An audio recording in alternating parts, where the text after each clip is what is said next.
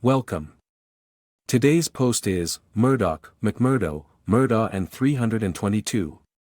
Published on April 1, 2023. I have many posts that decode left-wing media, but now it's time to take a serious look at right-wing media.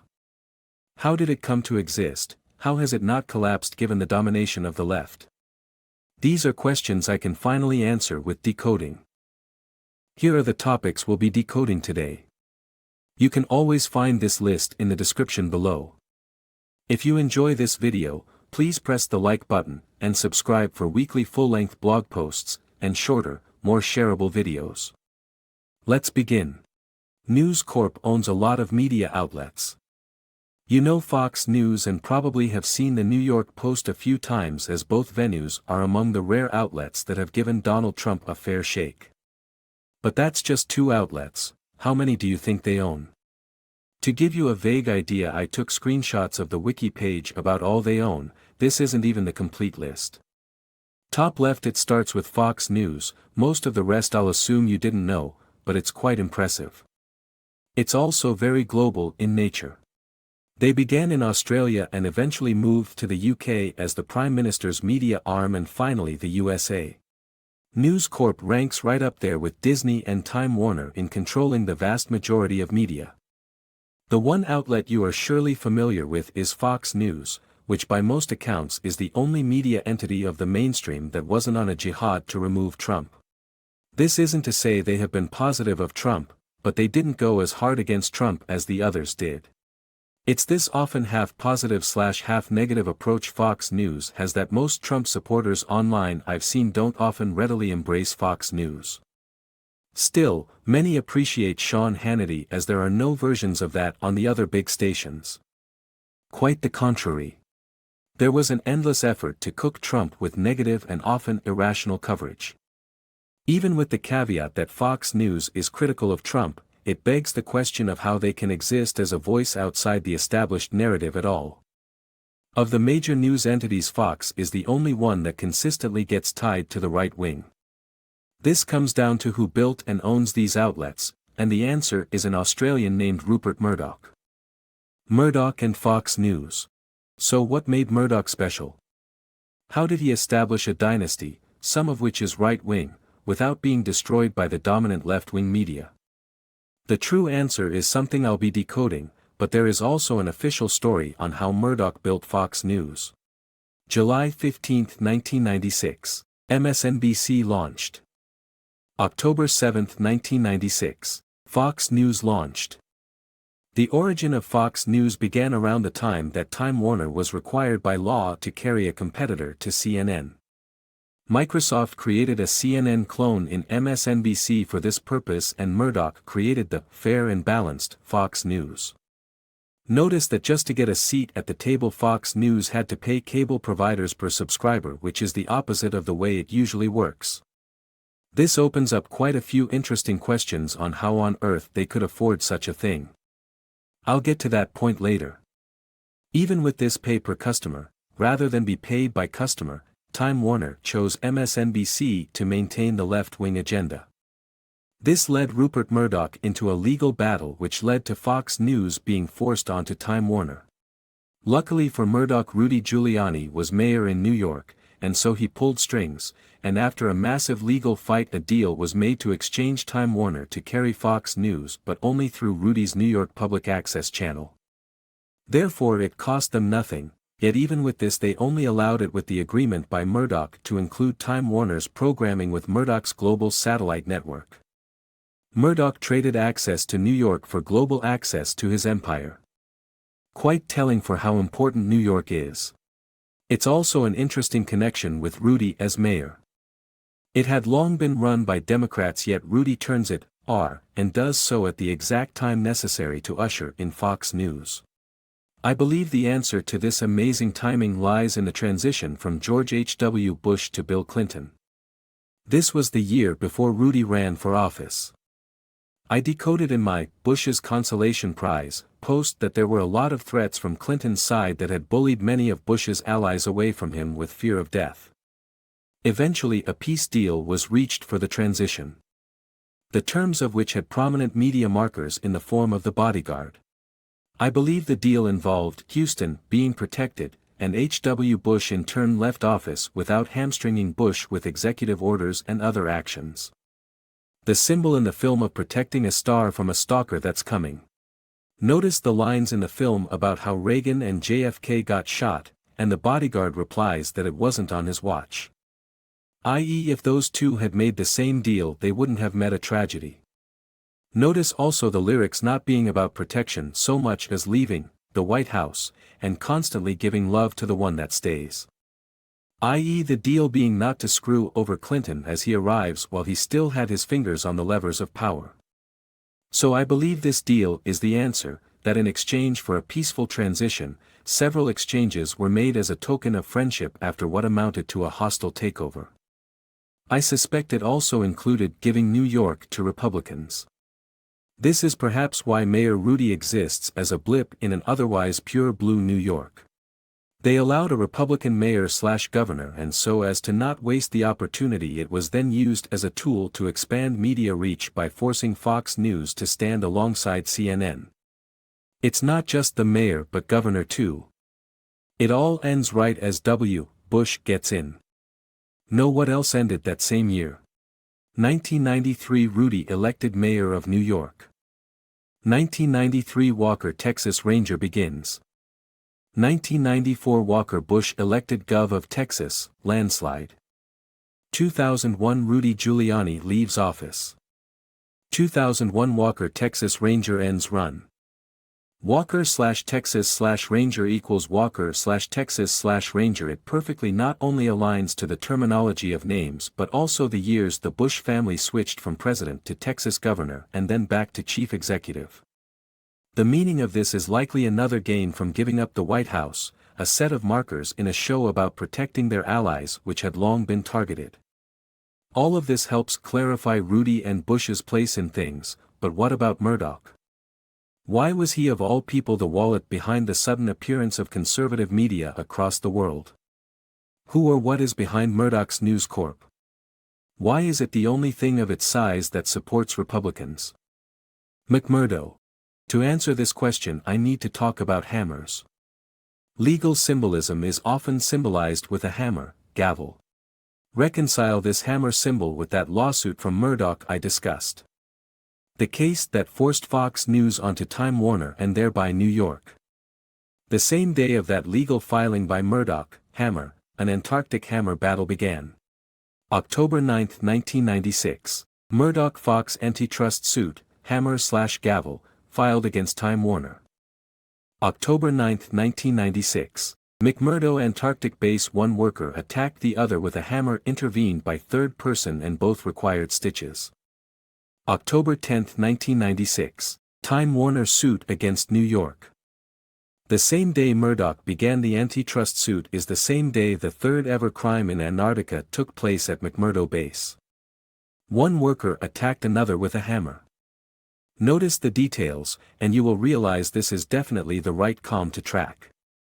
One worker attacked another with a hammer, Fox lawsuit against Time Warner. A third McMurdo worker tried to intervene, Rudy Giuliani, to resolve, but both ended up requiring stitches. I.e., they both sued each other and in the end both wounded, i.e. Murdoch was required to carry Time Warner programming and Time Warner was required to carry Fox programming. Get it? If not, please read it again because this is a spectacular example, but only if you understand Antarctic symbolism. Notice the last line here that Antarctica belongs to no nation. This unlocks a lot of the world. Now that we know that McMurdo symbolism is tied to Murdoch, it begs the question of whether this symbol is a new thing or has it always been that way. Easy hypothesis to test. 1956 McMurdo Station, Western Antarctica. 1956 Murdoch begins expanding media empire across Western Australia. The origin of McMurdo Antarctic Base is Western Antarctica 1956, and just so happens to be the exact same year the Murdoch family began expanding into Western Australia 1956. Looking more and more likely. I still need to decode Antarctica itself. That's where things get crystal clear, and in fact Rupert Murdoch being born in Australia is already a tie to Antarctica. Why? Antarctica was originally lumped together with Australia as Terra Australis. There were multiple centuries where the question of whether Antarctica/Australis existed. Even as late as the 1900s I can find numerous articles highlighting the question of whether or not it's a myth. Isn't that odd that it took them how many centuries just to confirm a continent far larger than the United States of America exists? The reason for this is Antarctica doesn't exist. It's a symbol used to describe nations working in nations they can't legally be in. This is why Antarctica is uniquely not owned by any country but instead a United Nations kind of setup, where various countries all have claims and can thereby discuss their agents in another country. This is why if you try to go to Antarctica, you simply aren't allowed to. This is also why there is so much nonsense about flat Earth, I suspect, because there are numerous real questions that have extraordinary implications and could be easily disproven/proven if ever asked. But have you ever heard of this question before I asked it? I've heard flat Earth nonsense a million times and a dozen other nonsense questions. Every question I come to from research like this where you'd think the question should be asked, given it was a common question to ask 100 years ago, is never asked. This is why the entrance to Antarctica is called Deception Island. This is where people are allowed to go, as I suspect, as it's the furthest island that can be visited without being able to realize the lie. This is important, but it doesn't give us much clarification on Murdoch. It's simply the important context necessary for what comes next. The symbolism of Antarctica is tied to its relationship with government. Many governments with no official single government, and it's also tied to Australia. Australia, which began as a penal colony for criminals. Reconcile all of this Australia and criminal symbolism with the early Antarctica ventures. Who made the big discoveries? Shackleton. Odd name. Many prisoners moved requires what? Shackle plus tons. Symbol for a criminal being departed officially to Australia, but in actuality to somewhere undisclosed. This ties into the origins of the moon landing as well as Disney hiring of Von Braun, which in turn connects to Elon Musk as his name was invoked by Von Braun as the man to colonize Mars. This means Disney and Elon Musk have a likely connection in working with people from other countries. Not necessarily Nazi, just foreign. However, sticking with the use of criminals, does that sound familiar?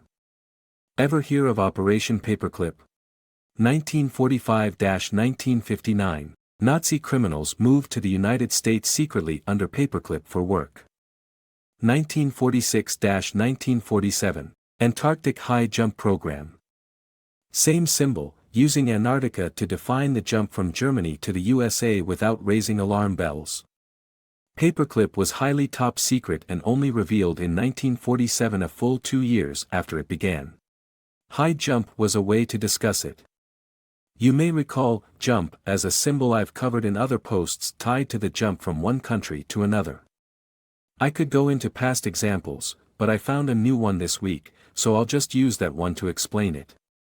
Probably the most famous song with the name Jump was in 1992. February 6, 1992, Jump by Criss Cross. February 7, 1992, European Union Treaty. Context is always key. Treaty allows EU countries to crisscross and jump, but it's not just a marker for that. Notice the eagle, as this was right as Bill Clinton was starting his POTUS run.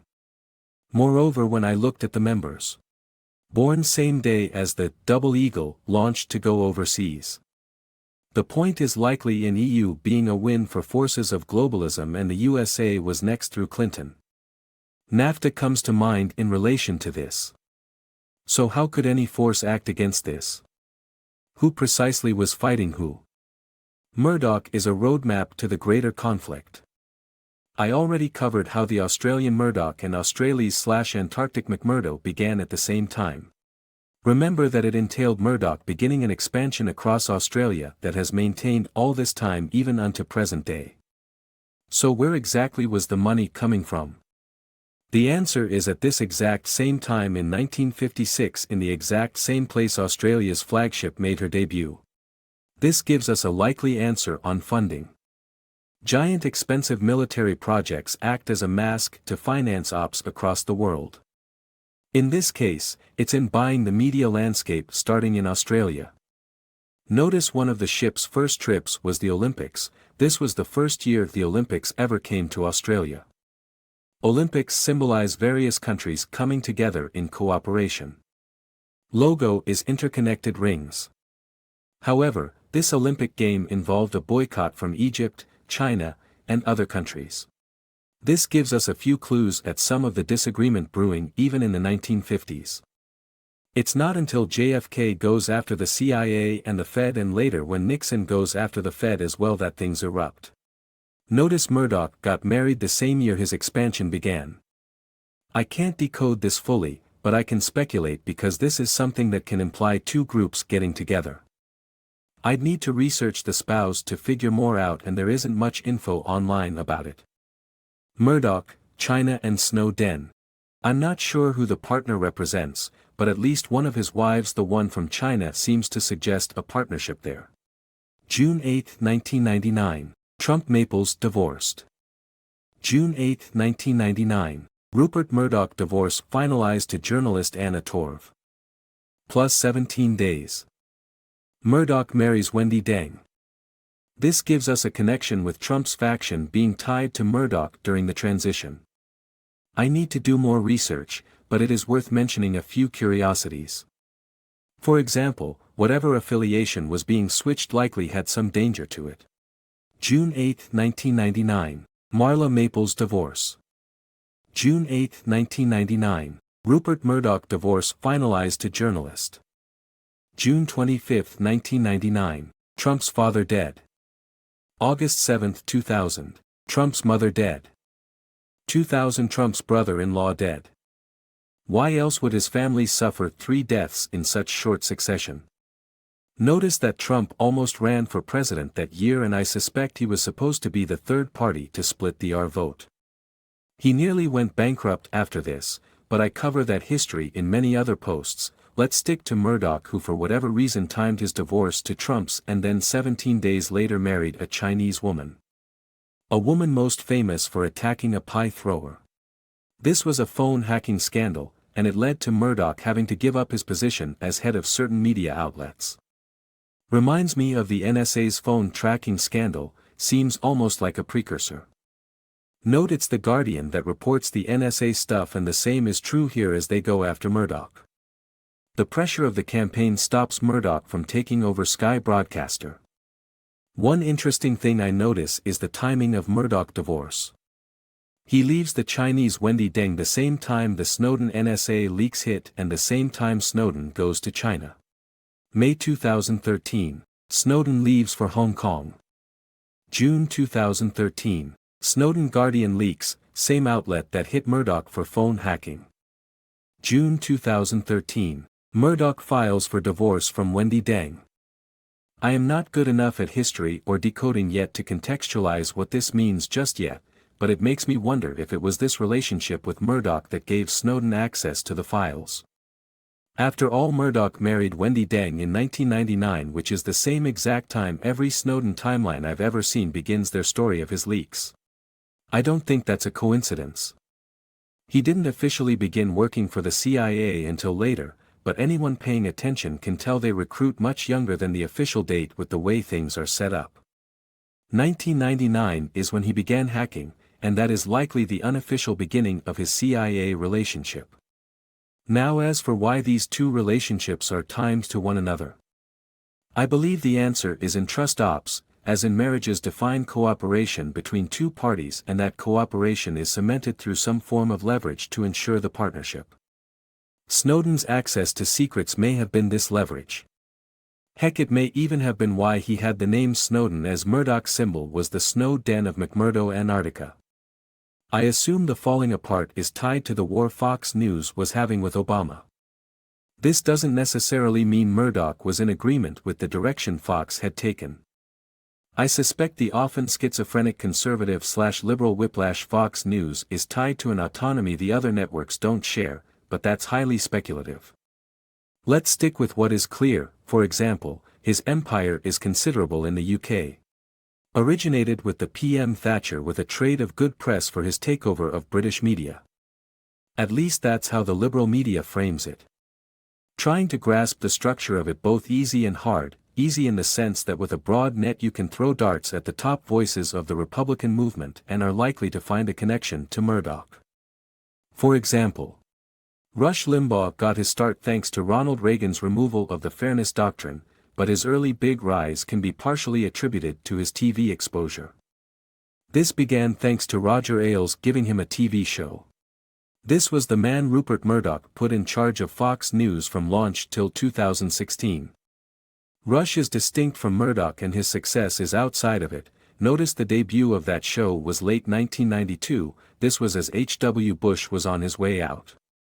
This was likely another part of the deal made that allowed Clinton in. Other big right-wing names like Drudge, outlet that first reported the Monica Lewinsky scandal, notice he had a show on Fox News early on. Drudge gave rise to Breitbart, which in turn gave a voice to Project Veritas. Notice the disagreement between Fox and Drudge over abortion, as this is also one of the early James O'Keefe projects as they investigated Planned Parenthood. These acts of investigation in courts might tie into the common sense signifying it. I bring this up again because I believe history repeats. Murdoch Mysteries.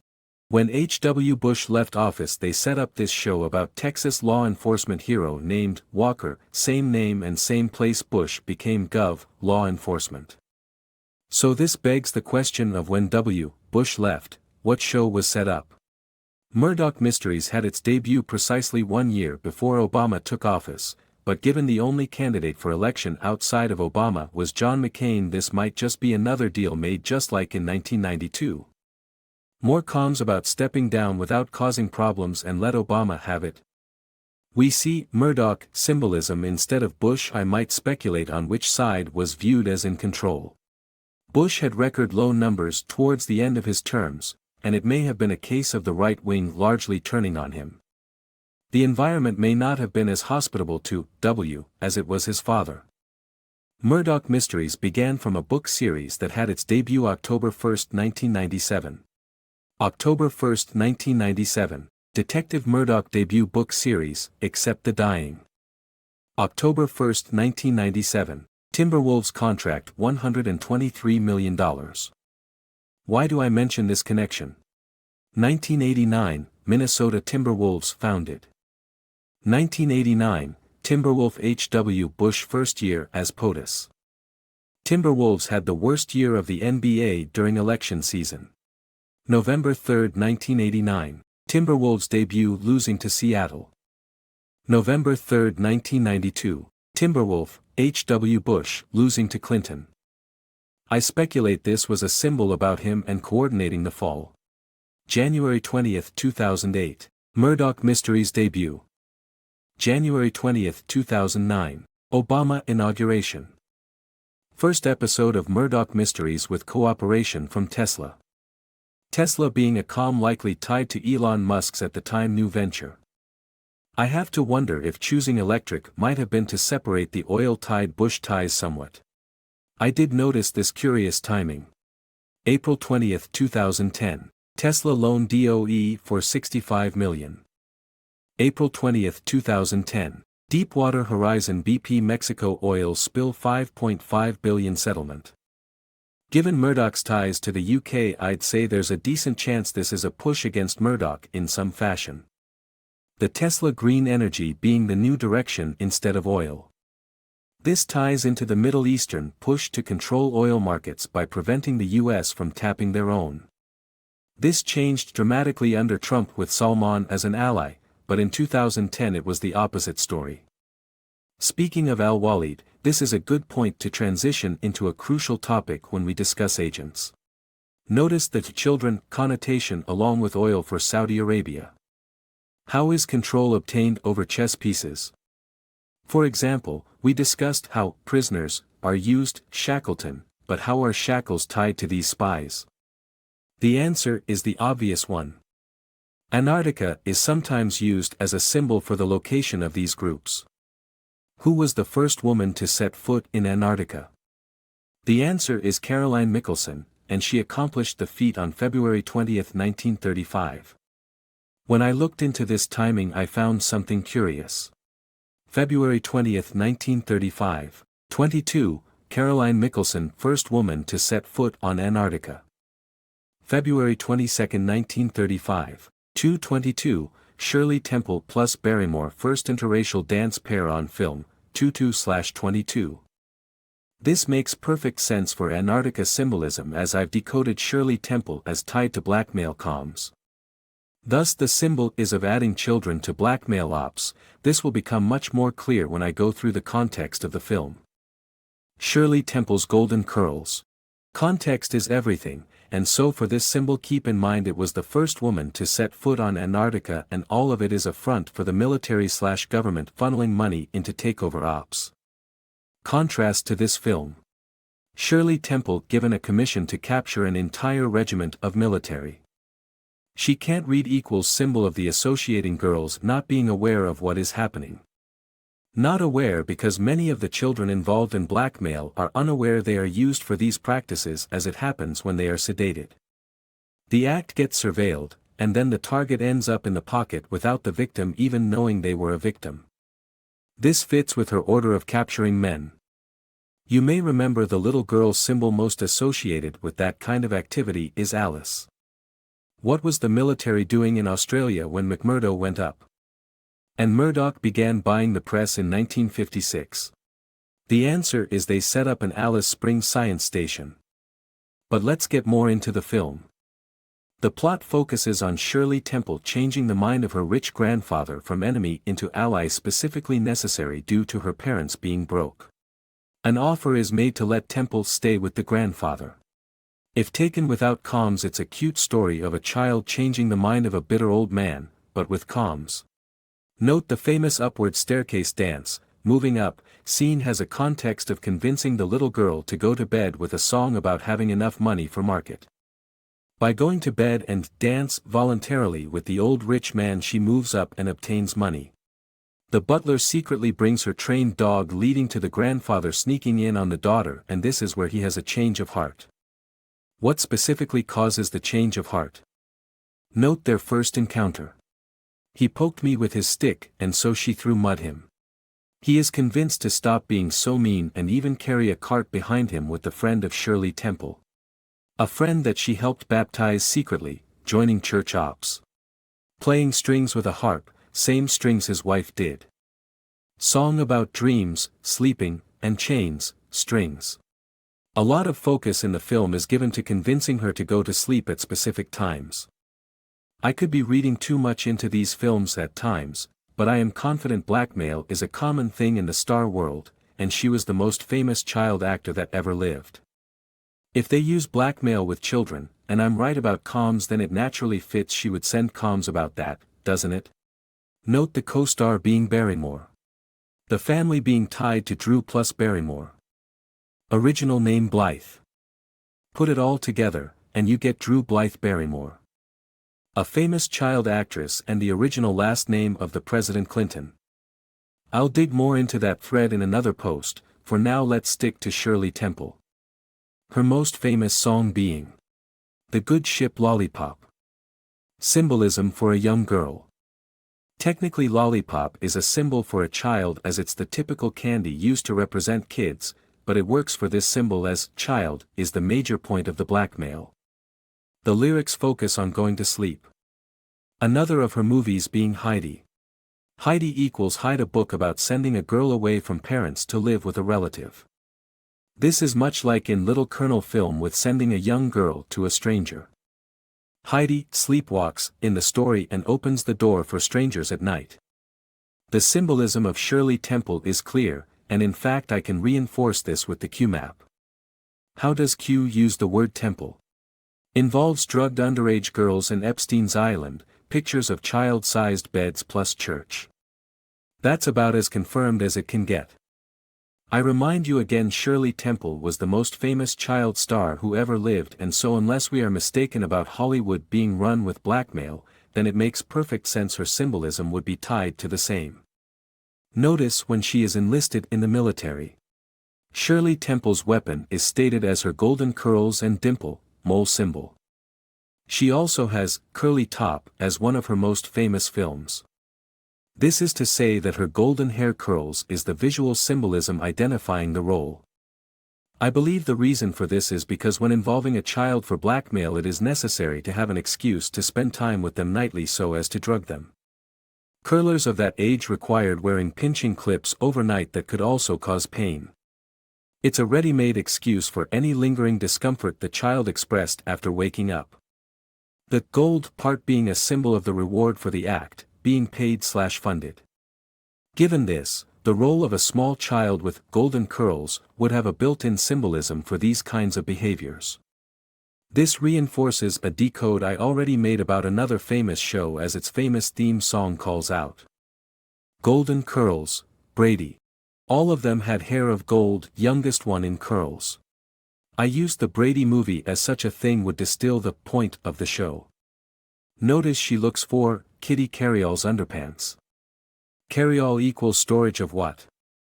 Part of the answer is in having the maid be Alice, a symbol tied to cleaning. Be Alice gives us what is being cleaned.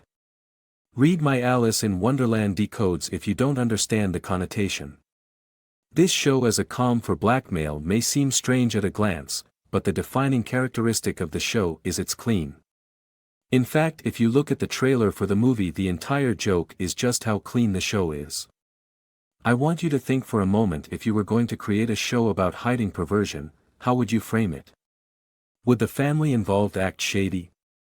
No, that's the polar opposite of what would be logical. The answer is in going overboard, showing the family as hypermoral. Shows like Leave It to Beaver and Brady Bunch, when viewed with comms, are entirely different affairs. The very first episode involves the parents taking the children to their honeymoon hotel. He has 6 flying saucers in his stomach and taking sedatives as she wears curlers in her hair. Brady Bunch symbolism is tied to Brady disclosure. Keeping evidence hidden. Brady comms, the pristine outward layer masking perverse things happening underneath. A guide for people involved in that world to look like while keeping secrets buried. You may remember I decoded Star Wars as tied to the data transfer ops. Well, this week I found a new connection for the transition there. This is why Brady Bunch ended the same day Star Wars began.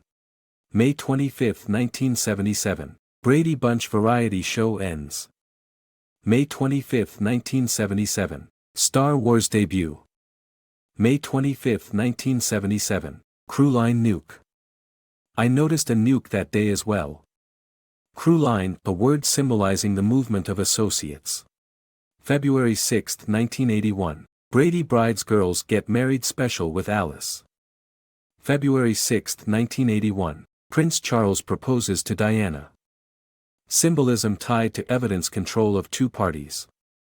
I decoded the change in hands of storage for blackmail being tied to Japan, which might be why the film involves Japan as a trip location as well as client for his business. Notice around the same time as Brady Bunch and Hello Kitty began, second biggest media property in the world. Started as a coin purse payment for a child with no mouth. As in not talking. Reconcile with Kitty Carryall. I mentioned Leave It to Beaver. October 4, 1957. Leave It to Beaver debut. October 4, 1957. Sputnik launched. January 4, 1958. Sputnik returns to Earth. January 4, 1958. Edmund Hillary first vehicle ride to Antarctica Pole. Brady Bunch is also a show famous for not having a toilet. A surprising number of articles are written about the relationship Brady Bunch and Leave It to Beaver have with not showing toilets. And the big moment when Leave It to Beaver did. The symbol of a toilet is in waste management. I'll return to this toilet connection with Japan later in the post. Please keep it in mind as this entire post is connected in ways you may not notice if you skim it. It's not about a toilet that carries excrement so much as it is about computer carrying the strings to nations. February 4, 1980. Studio 54 closes, Celebrity Sex Dungeon. February 4, 1980. Dr. Slump begins, little girl robot computer with tape recorded built into her by perverted scientist. This computer connection becomes more clear when we dig into the creator of Brady Bunch. July 11, 2011. Schwartz indictment for stealing computer files from MIT. July 12, 2011. Schwartz death. Death is a way to duck charges, and so it being the next day post charges may have been a signal, albeit he was 94, so it wouldn't be impossible to think it's a natural death, but notice his name Schwartz. George Soros' birth name before he decided to become a palindrome, mirror symbol. Soros is the same read forwards and backwards. He also created Gilligan's Island, a show starring Denver. Notice in the first episode the sail for the failure of a ship is made out of Gilligan's socks. Gilligan is constantly screwing things up and is badmouthed in practically every scene I scan through. This is likely an MK symbolism, as it's a guide on how to psychologically abuse without breaking the law. Communities get together and abuse a target, constantly demeaning them for their failures until they break. The final episode of Gilligan's Island involves Gilligan acting as a human sacrifice to a volcano. An episode with a guest star who played the Tribble salesman in the most well-known episode of Star Trek. The symbolism of the overpopulating Tribbles being sold might be in the symbolism of what to do with the excess members of the family that would otherwise eat up resources. Part of why the MK system is set up as it is to prevent people from bringing too many people. It would be natural to bring in family members as it's human nature, but instead people are asked to abuse family members as their ticket in. The local network abuses the target, and while not every target becomes a killer, some do, and the ones that don't still have uses. This fits with Brady Bunch, as the MK system is the other side of the blackmail system. Both require surveillance, and Brady Bunch also carries the MK symbolism, just not quite as blunt. The movie is much more blunt. This is literally how the film ends, with Jan having voices in her head asking her to kill due to Marcia being praised. Hard to get more precise on the nature of MK abuse than that. Abuse by favoritism, a mild form of MK, but one that cuts off crucial support roles of family, which makes the target susceptible to outside manipulation. The son from Home Improvement was a Brady in the reboot. September 17, 1991. Home Improvement debut, installing deadbolt security lock. September 17, 1991. Linux first released, new computer security. Home Improvement. First episode involved a focus on getting a new lock for the door. Linux. Note the symbol of Linux being a penguin. Native of Deception Island in Antarctica. Notice Cindy Brady's name is Olsen.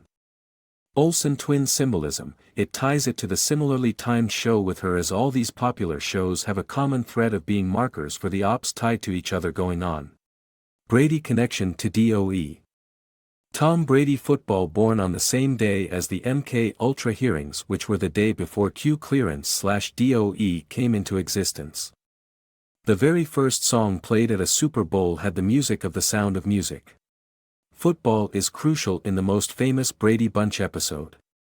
The only one ranked by TV Guide as a top 100 episodes of all time. This is a crucial symbol to decode, as the most famous episode of the show is going to be akin to distilling the essence of the show itself. The official story is that the actress actually did have a swollen nose in a car accident, so this means that the production of the episode involved sending a comm using the actress. Gilligan's Island has a similar scene, and both involve comparing it to Pinocchio strings. So what is the meaning? Note the positioning just before getting hit with the football. One boy behind the other as he jerks back and forth. Note just how long this goes on for. A good 5 seconds, calling out numbers as he does an imitation of sex. This is the football that breaks Marcia's nose in the most famous episode of the series. Also retold in the Brady Bunch movie. Context is everything, and the story involves Marcia rejecting one man for another and then being injured by a football.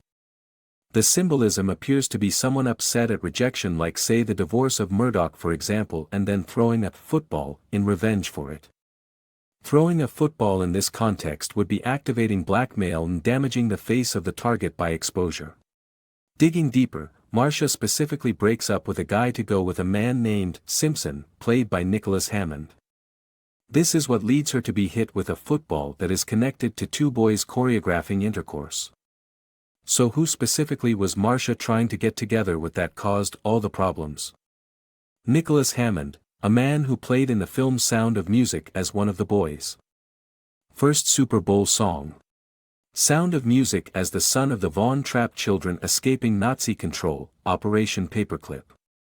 Movie famous for saving Fox. It all comes full circle and back to Murdoch. So let's dig into that one too. When I looked up Sound of Music, some interesting facts that popped up about Nicholas Hammond. Growing, 6 inches, in 6 months, growth symbol tied to ops involvement. Sound of Music, note the mention of curlers in her hair. Movie about Operation Paperclip symbolism. Clergy helping smuggle people out of Nazi territory. Most famous parts are clear given frequency of parody. 3 particularly famous scenes. The initial one involves the nun spinning. Church on a breeze, symbol of clergy associated ops/narratives and as discussed before blackmail, which can at least be traced back to the Alice in Wonderland comms and even before it. I'll get more into 1832 in the next section, but for now let's briefly go over the other 2 famous scenes. The famous song teaching scene with kids. Song that begins with doe, a deer. A female deer. DOEQ clearance comms, DOE as a name chosen due to the older connection. DOE as a symbol itself is tied to the animal's vision. Song continues DOE, Q, Ray, Chandler.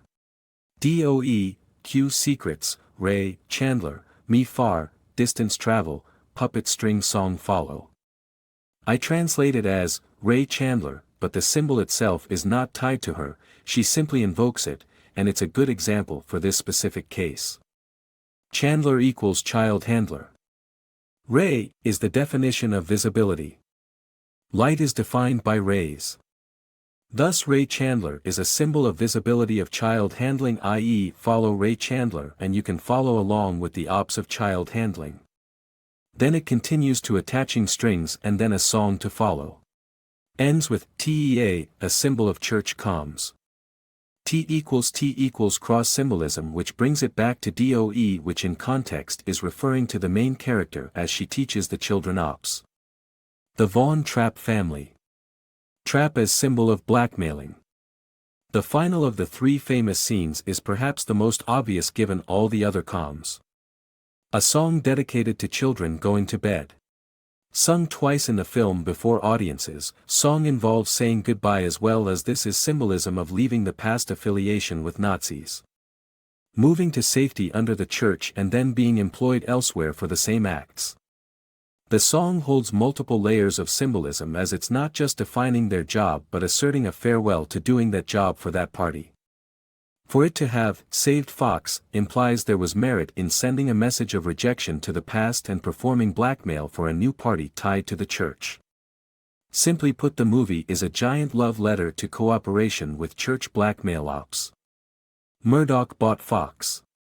Ownership changes are typically voluntary, and when they aren't, it's a big comms event, so it's often between the same affiliation. We can't be sure of that, but it's a presumption to begin with to test hypothesis. Pre-Murdoch, who owned Fox? A man whose history is tied to employing Marilyn Monroe. As I've decoded before, she was supposed to bring down JFK. Instead she died. I suspect this failure to take down JFK using scandal, forcing them to go the assassination road, was a sore subject between factions. Monroe was set to be the first topless Hollywood film in the sound era. Symbol of exposure. So everything was set for her to destroy JFK, and given she was employed at the time by Fox, well, this failure of Monroe to take on JFK might be why and how Fox collapsed. It had to be someone's fault it didn't happen, and at the moment it's looking like Fox. Had Monroe took down JFK, perhaps Fox's famously failing Cleopatra, which was said to have destroyed Fox, maybe instead of bankrupting Fox would have been a new era of success. It is about a powerful woman in control, it may well have been the intended symbol to mark the activation of Monroe, but that's highly speculative. I need to watch the film to be sure. Last Monroe film was from Fox and involved her being declared legally dead. It was unfinished. Instead, the first topless Hollywood would come through Jane Mansfield in 1963. Something highly promoted by Playboy. Keep in mind how Monroe was tied to Playboy. Interesting dates around it as well. Including JFK's EO changing Fed rules. June 4, 1963, Hugh Hefner arrested tied to Monroe and Mansfield nude scene. June 4, 1963, JFK Federal Reserve EO. June 4, 1963, Nutty Professor Jerry Lewis hit serum. June 3, 1963, Pope ending John 23. I went over Nutty Professor comms in my Manchurian Candidate post. Plot involved a finale where he makes copies of the formula to safeguard himself from bad actors. Formula was a parody of Dr. Jekyll and Mr. Hyde. To make a long story short, the symbolism is tied to JFK keeping MK documentation leverage against the CIA. This is the same documentation found by the Church Commission that caused all the craziness around 1977 with DOE/Q clearance. Let's switch topics to a symbol tied to someone tied to Murdoch. One particular symbol that is extremely relevant to decode this week. 322 skull and bones. It's relevant this week because there have been a number of 322 comms. This is just one of several 322s, and I'll get into the meaning of them all after we understand what the heck 322 even means and why it's connected to the Bush family. Officially, the Bush family for at least 3 generations are prominent members of Skull and Bones, 322. Notice it's tied to stealing famous people's bones. This is a connection I'll get more into later, but for now. Ownership of Deer Island. DOE/Q comms secrecy. Why 322? When trying to decode anything, 322 or otherwise, it's useful to look at the official explanations. Often the correct answer is hidden inside them, but only when viewed in a comms context. There is no official answer on the 322, but among the most prominent interpretations is it being a reference to the year of the creation of the club plus the number 2, as the second chapter. In this interpretation, it's tied to a German mother organization that they created an 1832 offshoot to. I highlighted another important event in 1832, the Rothschild loan to the Holy See, and I strongly suspect there's a connection. I find it interesting that it's German, as I see no reason to connect them to Germany yet. In all the places I've seen this rumor, it is for whatever reason always German mother organization. If this 1832 Rothschild loan to the Vatican is the correct connection to 322, then we need to understand this loan more. Getting billions of dollars infused into an organization means this money would be funneled to friendly cells around the world. I suspect Yale was one such place, and the new generation at Yale were a major beneficiary of it. This might be why Yale is placed in New Haven/Heaven as a tie to the clergy. Haven equals sanctuary definition as well. As I always do, I looked into the timeline and found a few curious pieces. The agreement for the 1832 loan was made November 30, 1931, and when I looked into events around this.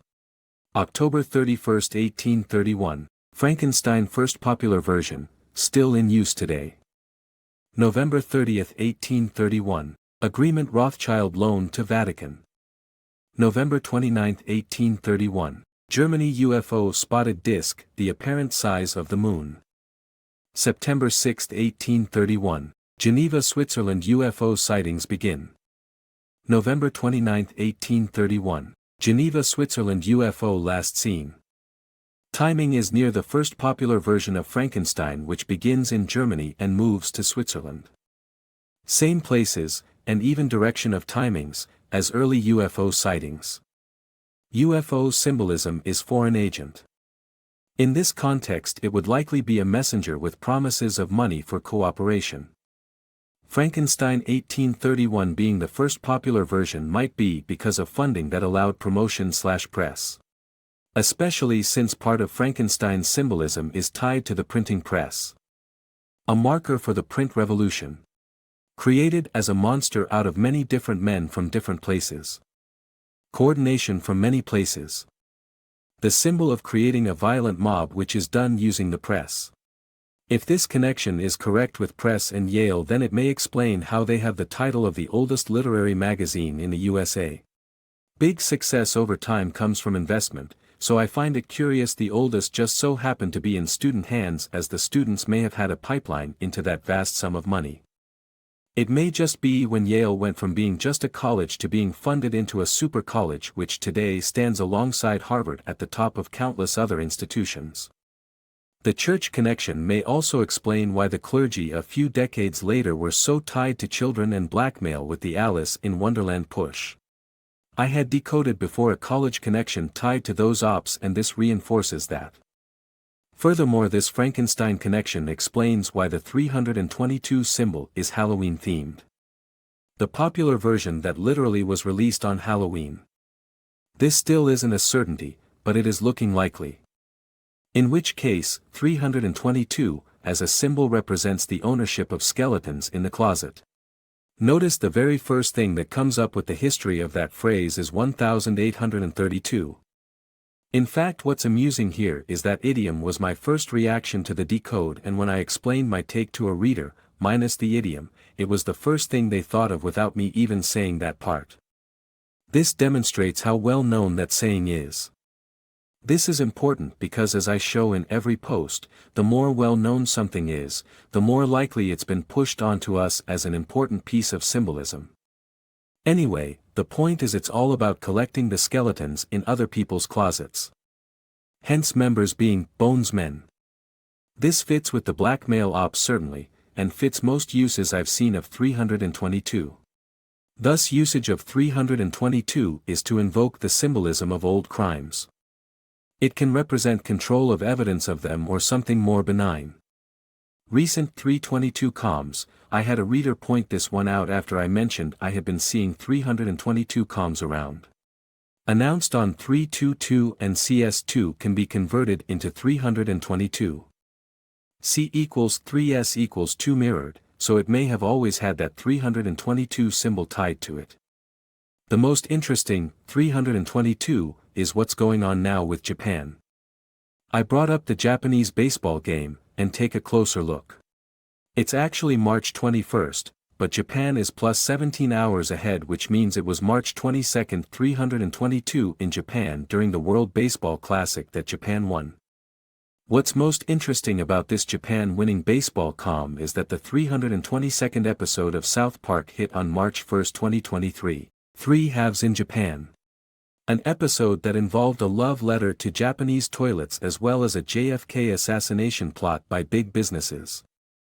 Remember when I said we'd get back to Japanese toilets in relation to Brady Bunch? The symbolism when we contrast the baseball game appears to be partly about exposing past crimes. March 2, 2023, Japan time, South Park Japanese toilet JFK conspiracy episode. March 22, 2023. Japan time, Japan beats US World Baseball game 3-2. March 22, 2023, CS2 announcement Counter-Strike 2 private invites. Now if we dissect the baseball comms and contrast them with the South Park ones. The official story of the baseball game is about number 17 Ohtani beating Mike Trout 6 times. July 5, 1994. Amazon founded by Jeff Bezos July 5, 1994. Showtime, Ohtani number 17 star of 2023 US vs Japan game. The 322nd South Park episode. The plot involves toilet paper companies hiring killers to prevent any disclosure of the benefits of Japanese toilets. The star of the game was born the same say as Amazon. I will be covering these comms much more extensively in the future, but for now take a look at the surrounding news. July 8, 2011. Obama ends NASA shuttle era final flight longest 17 days 15 hours. July 8, 2011. Mike Trout debut. USA dethroned as in a change of leadership. November 3, 2018. VP1 discovered. November 6, 2018. Election date. August 23, 2020. Mike Trout rookie card sells for record-setting $3.84 million at auction. August 23, 2020. VP1 asteroid could hit one day before election, VP equals Vice President Biden. November 2, 2020. VP1 approaches Earth. November 3, 2020. U.S. election. Notice the asteroid is heading towards mailboxes. I believe the symbolism for this was in the well-documented mail fraud in that election. I believe the point here was in the criminal investigations going on behind the scenes. I'm adding this little section after the post, and in a future one I will attempt to fully solve it, but for now let's go into that connected South Park episode. 322, South Park. Timing this to 322nd episode equals probably planned a long time in advance. It may even explain why South Park released so few episodes the last few years, as they wanted to time this one to a specific date. From 2020-2021, only 4 episodes were aired. My point is, I think there's a lot here going far beyond a typical JFK parody. After all, why Japanese toilets? The episode begins with the guest toilet being broken. A scene with Randy's wife refusing to show her feces. Feces is disgusting and people try and get rid of it as fast as possible. That goes without saying, but I say it because this is why it is often used to represent someone's disgusting secrets. As in evidence of crimes. Toilet revolution, with excrement in hand, the same day as the elections that solidified control over evidence. Anyway, in the episode they need to get a new toilet for the guest room, a way to handle dirt as guests are coming over. Notice the color being light blue. I don't typically decode color comms anymore, but I am aware of a few of them. It's tricky to decode with colors because colors are far too prevalent everywhere. It's only when they become the focus of a story that they matter. In this case its color is brought up several times. Blue. Blue is a symbol for information, but often when they make it a lighter shade of blue than typical it's to invoke Tiffany blue comms. A comm of information that's not publicly available.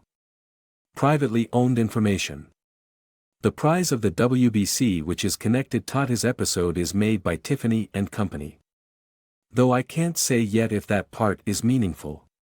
The way this is all resolved is by getting a Japanese toilet that doesn't require toilet paper. Cleans you 8 times better than toilet paper can. I have never seen an episode of any show that promotes something as hard as South Park promoted Japanese toilets in this episode. There is also a conspiracy plot line I'm going to dissect, but the rabbit hole is also in the toilet itself. This whole idea of doing away with toilet paper, does that sound familiar to you? I had wondered at the time why there were so many reports of no more toilet paper thanks to coronavirus. All of it pushing panic with toilet paper. This episode gives the likely answer as to why that was pushed. What do I mean? The point is things are kept artificially bad. Much like how many cures are kept from happening by stopping certain types of research, so too are many of our products kept artificially inferior. There are forces in the world that have kept the benefits of Japanese-style improvements in toilets away from US minds and houses, and this episode uses that to explain the motives behind many evil things in the world. This episode parodies the fight between JFK and the unseen forces that killed him to the industry that fights against mass adoption of modern toilet technology. Randy literally gets shot by them for trying to tell people about toilets. A silly idea, but when we get into the details it unlocks an important point about the way the world currently is and why it needs to change. The toilet is $10K, but that's for the high-end model. The show makes it clear there are cheap ones that replace toilet paper as well. The price aspect is there to facilitate the JFK plot line as it allows him to compare himself to having nice things like the Kennedys. It's not that replacing toilet paper is the most important thing in the world, it's one example of a product that large corporations have decided is a non-starter in the USA and kept it away from markets. Not only do we not get good new products, there is an active will pushing us further into the dark ages. Intentionally bad light bulbs and toilets and crappy washing machines are all things I could liken to wearing a bit of extra weight. By itself you wouldn't notice 1 pound, but this is just one of many situations where our lives are held back. Add in 99 more, 1 pound, and you realize you are suddenly wearing 100 pounds and can barely move without an enormous amount of effort. Heck, many people weigh hundreds of pounds overweight, and it's also because of this same system. People don't have to be the way they are. People are herded effectively in terrifyingly unhealthy ways for body and mind. Stan suddenly finds himself bullied for being rich as his father promotes the use of the toilet. This is a likely symbol of the media pushback suddenly turning into bullies and refusing to listen. This is countered by Randy going into the nuances of why pressurized water is far more hygienic than rubbing feces on yourself with paper. It's a concept I never considered until this episode, and that's the point. I've only ever heard of this week for the first time despite how much I study with Japan as a common topic. All I've ever heard about Japanese toilets is jokes about them, never did anyone bother to explain the basic theory behind switching from paper to water. This is because of the pushback, which begins with the proctologist. A man counting how much money he makes from people with anal problems that would be instantly fixed with this exact device. I have never had problems like this, but I know people who have, and this would be a life-changing product. The important part for people without serious health issues is that it does a better job without waste. This sudden change from friendly to vicious with the proctologist is much like the entire school turning against Stan and eventually the assassination attempts by the toilet paper companies. As strange as it may sound, this is why coronavirus was a thing. Not specifically for toilets, but because the changes coming require a fundamental shift away from the system we have now.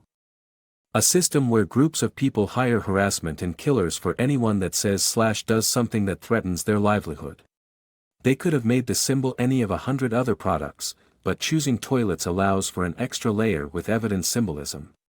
It also highlights the irony of global warming era. The act of cutting down millions of trees is the kind of thing they would protest if it wasn't a protected industry.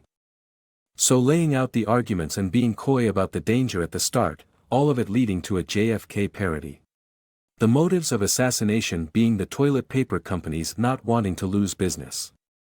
This is an approximation of the motives of countless acts done to maintain a hold for a large company. Randy gets shot in a parody of JFK. After JFK died, his brother RFK picked up the mantle only to also get murdered. Which led to Ted Kennedy throwing in the towel, giving the seat up to HRC's mentor. In this parody it stands role to pick up the mission. And so we have the fall guy in the proctologist here. Symbol of the shell used which quickly gets discarded. This can be MK Ops or someone blackmailed and forced into action, or simply someone forced to take the blame. They took everything from me, my bike, my cat, sue my parents. I tend to decode a lot of cat symbolism as it ties into blackmail, but it's really just a way to represent a role in ops. Blackmail tends to be the ops I'm most frequently decoding. Jimmy losing his cat to it is a symbol for removing his op. As in, if you fight against the system you lose your position in it. They repeat the same points. If the point was simple comedy they wouldn't keep reinforcing the same points, they would make new jokes. Instead it reads more like an advertisement, and they go through the companies that would have the most to lose. It may seem absurd to kill for toilet paper, but remember this is one of many products, and it's a valid one as I've never heard any of this. Why? I do a lot of research a week and I have an interest in Japanese culture, yet these arguments are entirely new to me. They shouldn't be. I should have heard about all of this a long time ago. But people are coerced and brainwashed, just as it says. RFK died, and the parody ends with the opposite conclusion, which makes the message stronger. Bettering society is something that everyone should be able to get behind. A movement towards a true great awakening across society, not letting the control of big business control cures and industry so as to prevent widespread adoption of superior products. This connects in two ways to the follow-up episode. It involves both an introduction of a revolutionary technology that will change the world, but it is also about the Great Awakening. Update: South Park AI. The episode directly after the 322 episode is the one focusing on ChatGPT. A symbol I believe is being used to define people becoming comms aware. AI is used as a symbol to define programming the public, thus suddenly smart AI is a symbol for exactly that. I decoded it that way long before this episode, and noticed the way it's framed. It involves Cartman, Butters and Stan all using ChatGPT to cheat and the fear that if other people learn about ChatGPT their unfair advantage will be gone. Cartman and Butters are typically used to symbolize non-comms aware victims, but putting them in this role allows for a story focused on people who are new to that world rather than have long lived in it. The people around them like Wendy are typically shown as comms aware in the show. This history in relation to the people just discovering it are plot elements. As Stan uses ChatGPT, Wendy becomes more open and tells him what bad thing happened to her when she was 6. The problem arises as an investigation into who was using AI to cheat. The symbolism here I believe is in the fear of exposure. As things go public, how do children involved in that world protect themselves? This question is part of why I always try and show as much empathy as possible for people caught up in this system. The public is conditioned to turn into pitchfork mobs just like Frankenstein. Getting them to understand and realize the deception without acting out against the people around them is key to moving forward. People will be upset as they learn there are people they have known all their lives that live a double life and their relative success in comparison to their own is partially due to being a part of it. The person tasked to weed out cheaters focuses in on Wendy, who replies to his accusations with, "I write my own essays." This is a symbol of the system not being cheating, as at a glance it may seem, more like a lifestyle when interpreted in a favorable light. The fact is they still do need effort to move ahead with the 666 system. Even without comms, simply existing in that system would give them a lifestyle that made them excel relative to those conditioned to fail. From a certain perspective, the system only magnifies what is already there. However, I doubt most people would view it that way. I jumped ahead to make a point, but much of the episode is in the panic and attempt at keeping something under wraps that isn't going to be kept under wraps. The appeal to embrace ChatGPT as it is, just like with the toilets, a step forward that's long been held back. Choosing those products to lead with is likely due to the symbolism. I can think of quite a few other technologies that have been held back, like washing machines or software design, but using AI allows the whole mass adoption of it to be a conversation. Spreads like cancer, which is how the comms world can be viewed as people recognize the value and then induct people.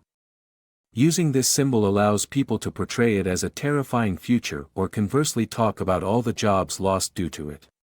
Another issue is all the people with fear their jobs being removed.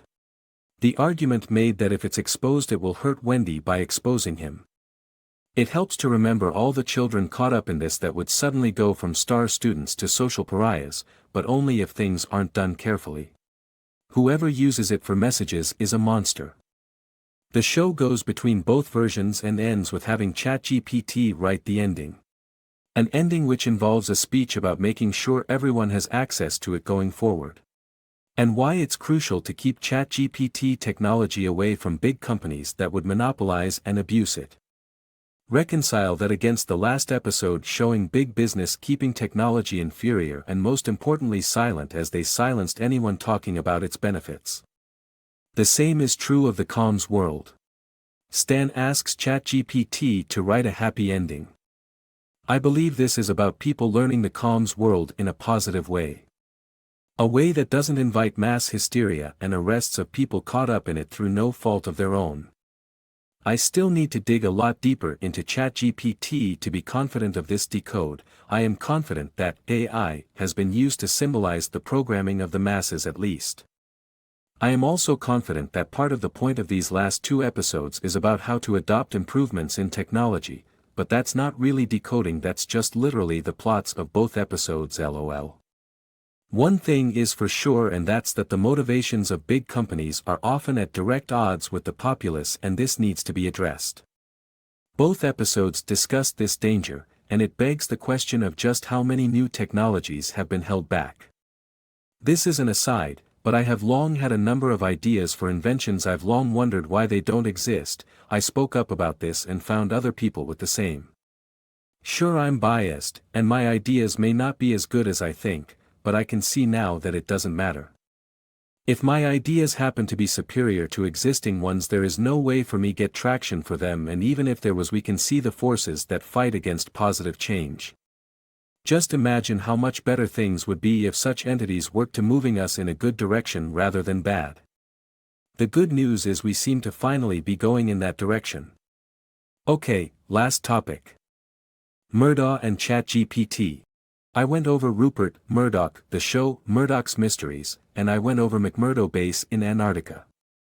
Now let's go over Murdaugh. A legal family that has been in headlines recently with a trial.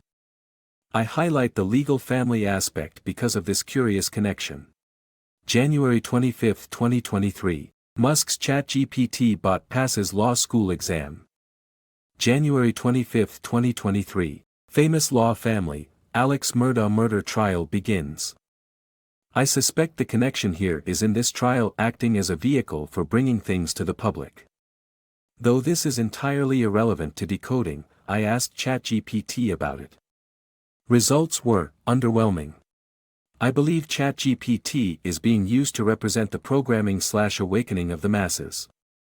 So it's passing a bar exam the same day as a head of a famous legal families, which recently lost their license. Trial could mean something.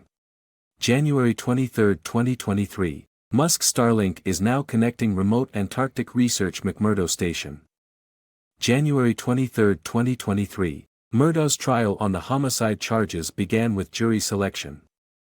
Q highlighted it not being about Republican versus Democrat, that what is going on is much bigger. I believe both sides are being cleaned up. So what about Murdaugh? When I looked into Murdaugh, I found their family fortune legal history was tied to curious deaths in the family leading to insurance money. Notice his 17K hunting lodge being Moselle. While that could be a coincidence, it feeds into the typical symbol associated with Murdoch, which is Mossad. This is further supported by my dig into the dates. January 15, 1915, Buster Murdaugh born. January 15, 1915, Golem, Jewish monster, first monster movie ever made. Having a birth date tied to a famous event is a popular way to turn a person into a calm, as I've decoded quite a few times. Keep in mind birth dates, and names, are easier to change the further back in history you go, and especially for a family tied to the legal system. As for what this means, well, it certainly reinforces the idea of the hunting symbol above. This is a movie about creating and controlling a mass murderer. To understand further, let's consider a few more data points. March 22, 2019. Mueller concludes investigation, 322 skull and bone symbolism. April 18, 2019. Paul Murdaugh charged with 3 felony counts in connection with deadly boat crash. April 18, 2019. Bill Barr releases Mueller's redacted report on Russian interference in the 2016 election. By itself this means little, but when in context with the legal stuff going on behind the scenes to connect various cases together, this could mean a lot. Especially if we see more connections to old evidence. June 5, 2021. Brady rookie card record auction, 3.1 million. June 6, 2021. Meghan and Harry welcome Diana. June 7, 2021. Murdaugh murder. Auctions like this can be used as payment for ops, and context is everything. Brady's symbolism equals Brady disclosure, as I've already went over. Baby being born is sometimes used to represent an op. It's possible this was the prep work necessary for the op, setting up the funding and comms vehicle in preparation. Also notice this is about Alex Murdaugh. September 14, 2021. Alex Murdaugh plot to have himself killed and have his son inherit the insurance payment uncovered. September 12, 2021. Alex Soros, heir of George Soros, begins transfer of power from father as open societies is restructured. Interesting because both stories involve the same name and a son inheriting, but this might be nothing. Let's go through a few more data points and see if any patterns emerge. February 24, 2019. Hunter Biden exchange addict text messages. February 24, 2019. Murdaugh family boating accident death drunk. The famous Hunter Biden evidence with laptop/cell phones. I've said before that things going on with Biden from that point and prior were planned out, and so his damning text messages were part of it and possibly timed to other events. Especially if we see this pattern continue, like say with the only other famous laptop getting stolen tied to a major Murdaugh date. June 7, 2021. Murdaugh trial murders date. June 7, 2021. Anthony Weiner jokes of selling his laptop to MyPillow's Mike Lindell. If the murders were a show and just messaging ops, as I believe they were, then it's all coordinated from the date they happened. In this case, the famous perverse laptop of Anthony Weiner being sold to one of Trump's most prominent supporters, Mike Lindell. Mike Lindell comms relate to keeping things asleep for a period of time. This follows with Weiner's case, as things were kept quiet after that date.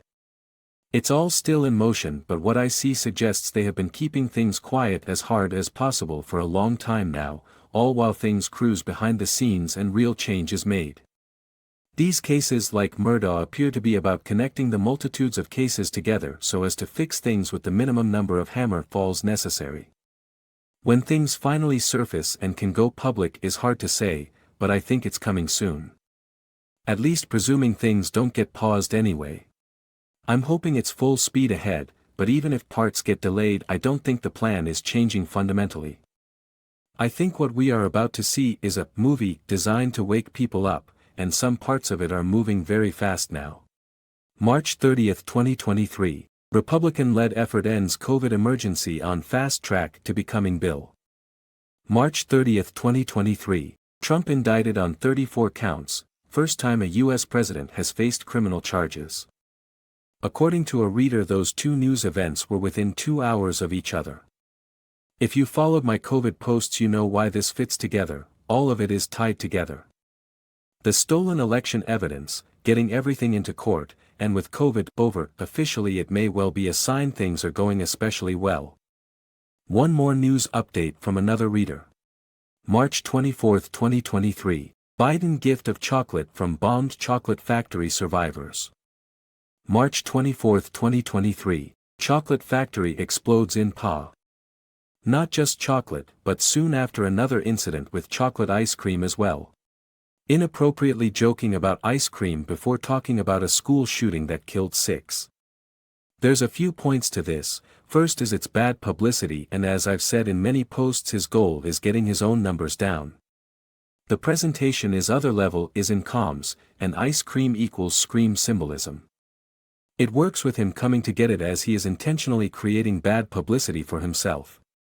Now, in addition to the goal of hurting his own candidacy, it also carries a comm to discuss the event itself. His talk about having a whole fridge of ice cream upstairs. Preservation of evidence in regards to horrors like school shootings. Though that may not be the precise symbol here, I'm not quite sure with this and the chocolate factory. Instead of speculating, I'll share one last bit that came up as I dug into Alex Murdaugh. Notice the positioning and timing on Drudge. Perfect storm coming for financial markets. I covered a number of storm approaching comms last week, and I believe this gives us the answer when we reconcile all the connections thus far. There are patterns, but some are kind of all over the place compared to usual, which means either I failed to properly remove unrelated random coincidences, which is entirely possible, or that what's really going on is truly a perfect storm. The idea being to connect all the crimes in court behind the scenes, and so everything Sessions set up that Durham carried through and the many other people have been doing behind the scenes all come together to clean everything up. I am ever optimistic about that. I'm also optimistic about the future. And at the time of writing this was Elon Musk's most recent post. I feel this is a good thought to finish the post on. This reminded me of my pursuit of philosophy, and it gets to the heart of why things need to change. There are greater mysteries and pursuits to have, yet the world has long been stuck in a blackmail and brainwashing war for centuries. I'm tempted to give my own philosophical ideas on reality, but that's outside decoding. Suffice to say, I have a lot of thoughts on it, and one day I'd like to share them with a more awake populace. I don't intend on decoding forever, but I'll do it as long as necessary to help fix things. There is a great effort to lift the world out of darkness, and I believe trying to help it along is the most important thing I can do at this time. I probably get a few things wrong every week, but I'm confident I'm going in the right direction. I hope every reader of mine can say the same. The good news is, if I am right about pretty much anything, then all of us have an incredible amount of long-wasted potential waiting to be tapped. We don't need to try and be perfect, but if we try and be better than yesterday, I think we can. Do that for a few days in a row, and before long every day will become the best you that has ever lived. In time, every day might just be the best day of your life. Okay, that's not me going philosophical, more like a random spontaneous motivational speech 5 minutes before posting. Because as much as I am excited about people learning the truth, I feel like people need to work on their soul along with their brain. Thank you for your time. Telegram chat. Join our Telegram group. Send leads, begin decoding. This has been McMurdo, Murdaugh and 322.